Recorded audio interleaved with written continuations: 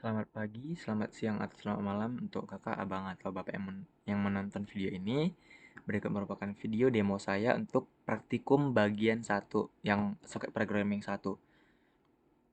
Ini merupakan video demonya, yang dimana tujuan praktikum ini adalah memahami konsep dasar dari arsitektur client server, di mana klien itu meminta layanan atau sumber daya dari server. Terus di sini kita juga belajar supaya mampu menggunakan API soket untuk membuat aplikasi jaringan. Memahami penggunaan protokol jaringan seperti TCP atau IP, dan cara menggunakan mereka dalam mengirim dan menerima data antara klien dan server, serta mempelajari pentingnya pengujian dan debugging dalam pengembangan perangkat lunak, terutama saat bekerja dengan aplikasi. Langsung saja ke sini ke bagian demonya. Sini saya hanya akan mendemokan.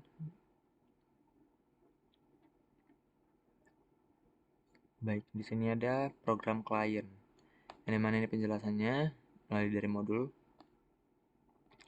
Juga ada server. Ini program untuk yang TCP client sama TCP server. Gimana untuk menjalankannya? Di sini kita pertama harus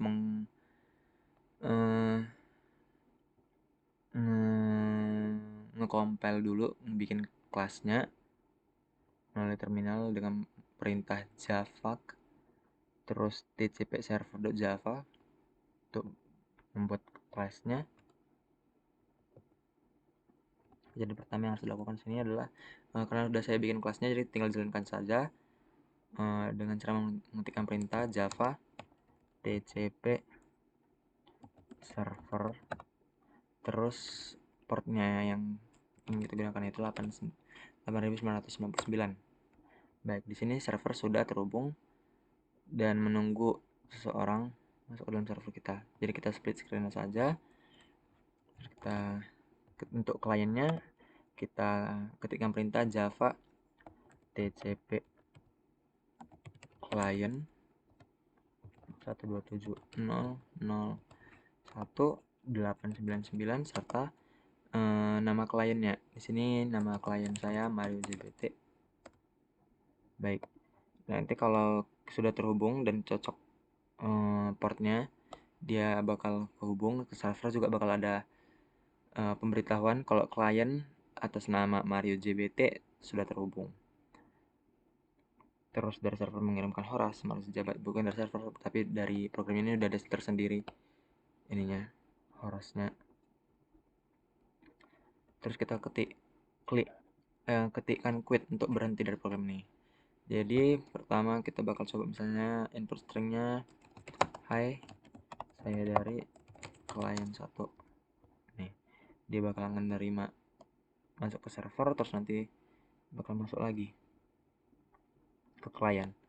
Itu dia pendemoannya. Terus di sini untuk bagian kedua itu untuk bagian pertamanya.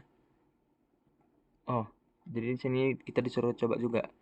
Kalau misalnya kita masukkan klien lagi, klien tambahan, apakah dia masih tetap bakal connect ke servernya?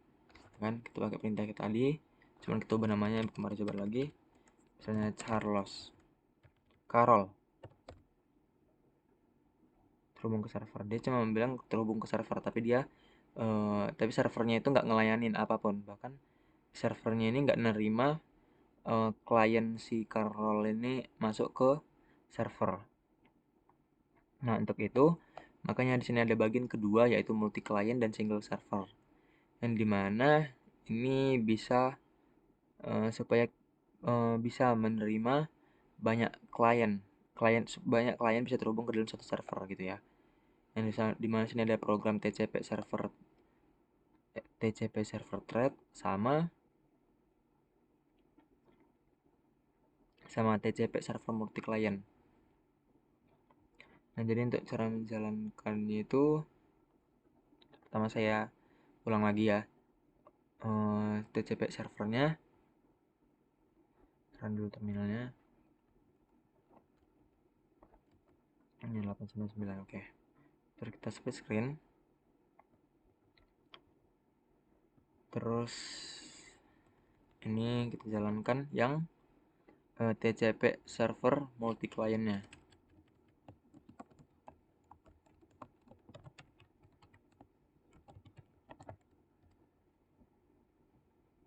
Sorry, multi client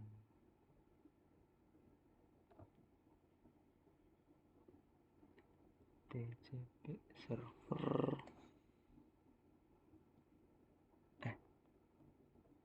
eh sorry. Jadi yang kita jalankan itu seharusnya bukan server yang lama, jadi kita jalankan servernya ini aja. Jadi ini server yang baru yang bisa nerima banyak klien. Kita dulu.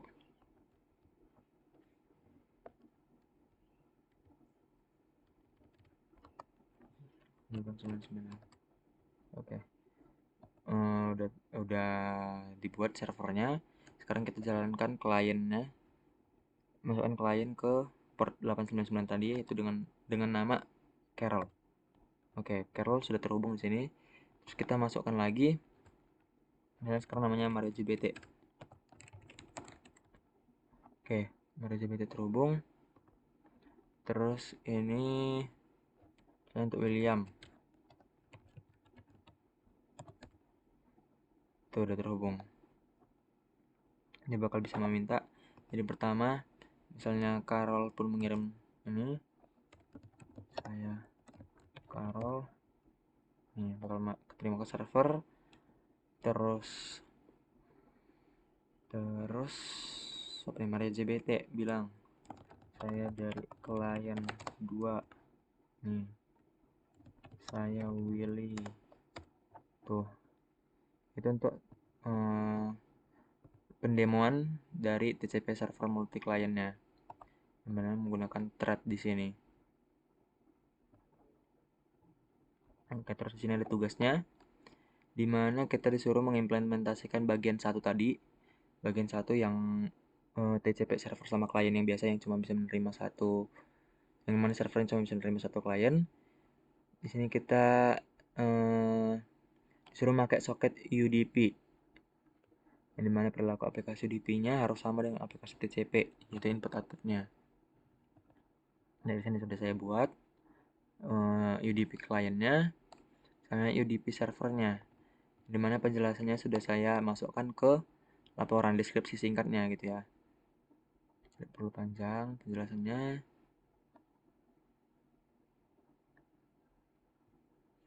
Baik, jadi tinggal dijalankan saja.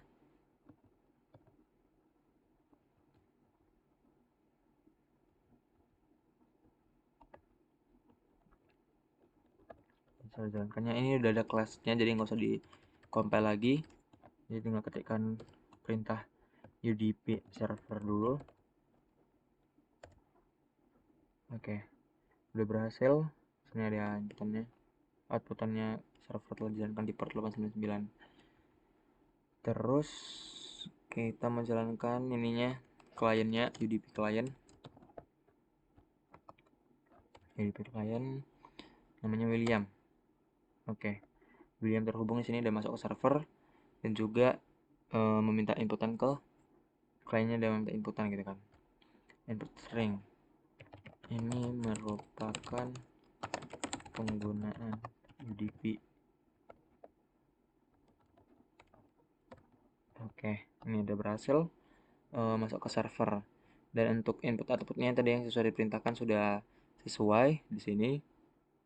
Hanya saja saya menambahkan ini pemberitahuan kalau kita itu udah masuk ke server dan nggak tahu kita lagi di port yang mana. Jadi si kliennya juga bisa tahu klien apa sih, portnya itu mana yang mau dimasukkan. Sekian video demo dari saya untuk bagian 1. Selamat pagi, siang, sore, malam bagi Bapak, Ibu, Kakak, Abang, atau siapapun yang nonton video ini. Kenalkan terlebih dahulu, nama saya Aga William, menampil tipu dari Prodi S1 Informatika dengan NIM 11S 2010. Di video ini kami akan melakukan penjelasan tentang praktikum 5 Jarkom berhubungan dengan soket. Sekarang kami masuk ke bagian 2 ya, soket programming 2. Yang pertama sudah dijelaskan oleh Mario. Pada programming 2, soket programming 2, maaf. Kami akan lebih mempraktikkan tentang web development yang didukung juga oleh oleh jaringan-jaringan tadi, pembangun network atau server untuk sebuah web. Jadi nanti kita akan bangun sebuah file HTML yang akan juga didukung oleh file CSS dan file JavaScript yang akan bisa bekerja sama eh, dengan sebuah web server yang bisa terus-terusan nge-run sama seperti tadi dilakukan di programming satu. Oke, baik. Coba kita langsung saja masuk ke penjelasan codingannya ya. Akan dijelaskan oleh. Oke, di sini saya Roger Tantajulu dengan NIM 11S22032 akan menjelaskan untuk kode program web server Java. Oke, pertama ini ada library yang kita gunakan. Lalu dalam kelasnya itu ada string, ini deklarasinya semuanya. Ini pertama ada string request message line. Ini untuk menyimpan baris pesan request HTTP dari klien. Lalu ini ada string file name. Ini untuk menyimpan, ini stringnya untuk menyimpan file yang diminta oleh kliennya. Lalu ini kita membuat server socket dengan nama list socket.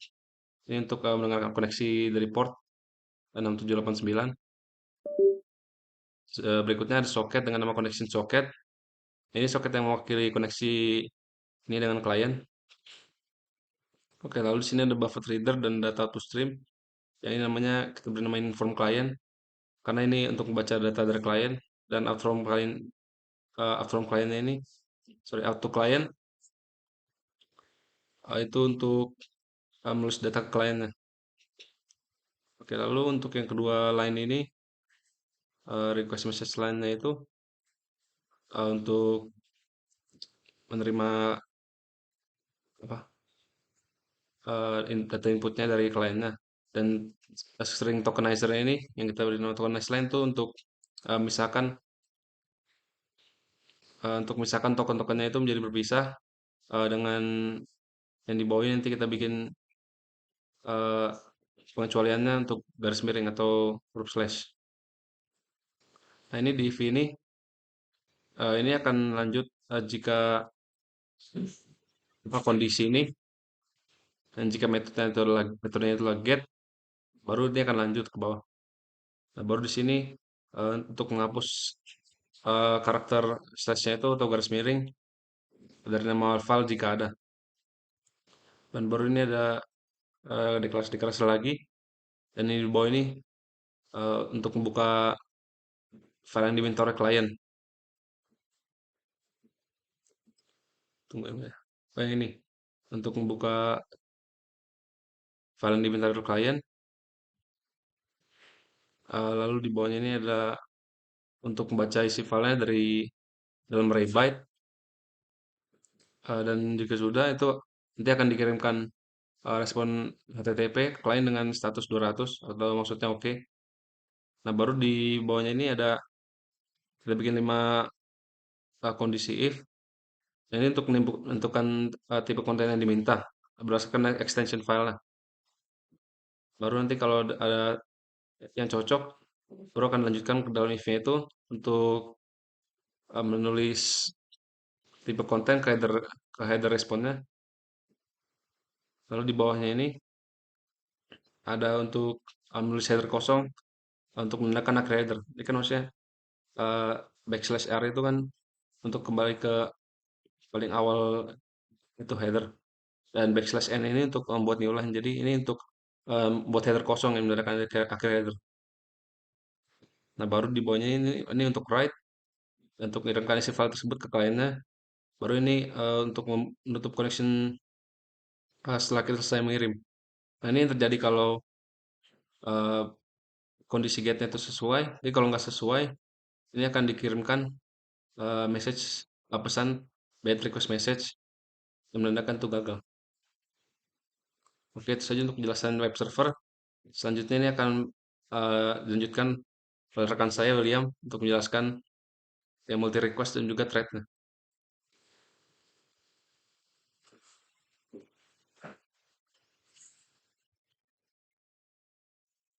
Baik, sekarang kita akan masuk penjelasan eh, pada web server yang bisa berjalan secara terus-menerus.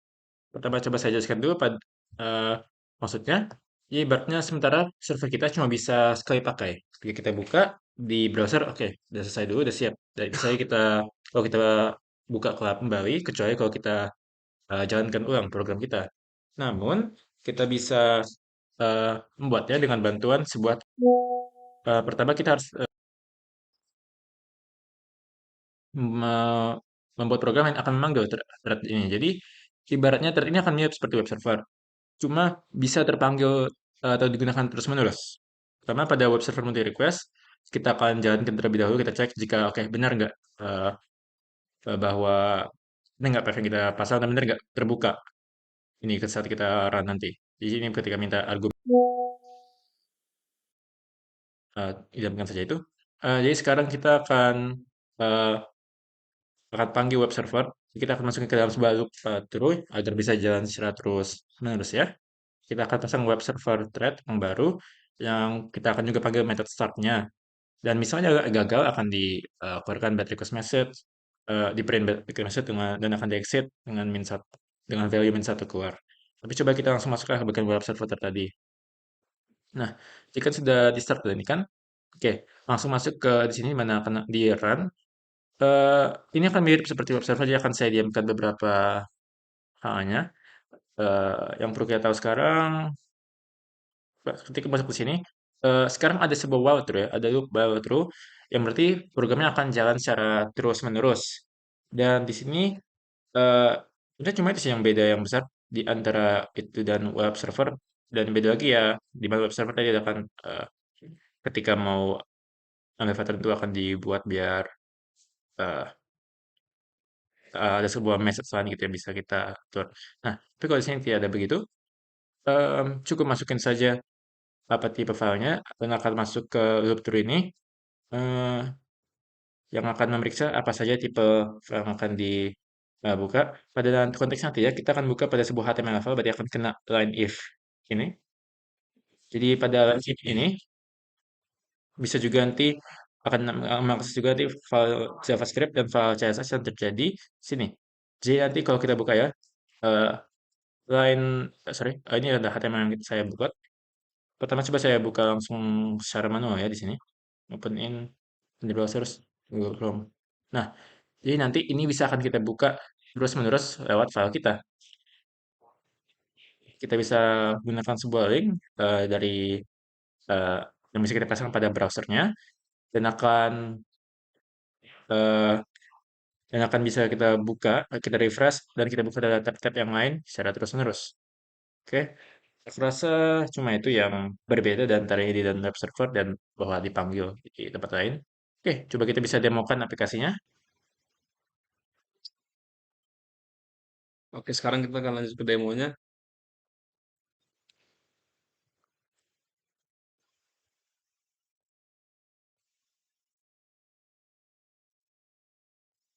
Oke, pertama kita akan coba dulu web server yang biasanya itu.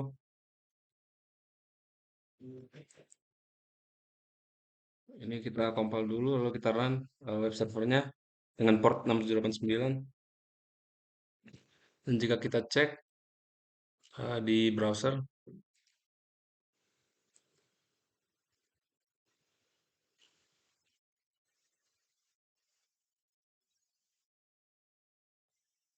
oke ini bisa kita lihat browser tampil. Tapi setelah kita refresh, nah ini nggak akan gagal ya, karena di sini cuma bisa sekali request saja. Tapi jika kita coba run yang di program ini,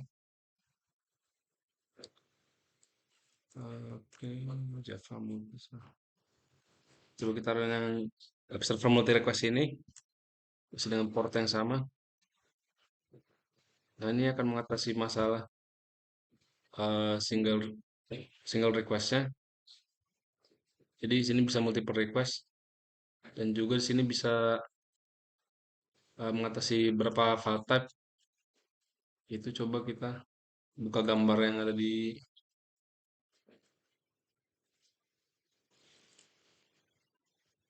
dalam file ini yang sudah disediakan. Nah ini sudah bisa.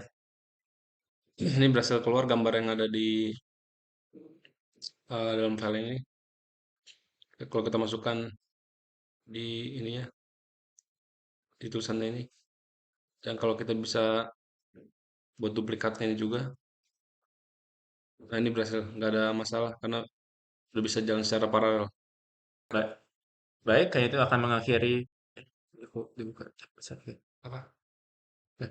Baik, itu akan mengakhiri penjelasan kami untuk soket 2. Kurang lebihnya mungkin mohon dimaklumkan. Ya, sekian, terima kasih.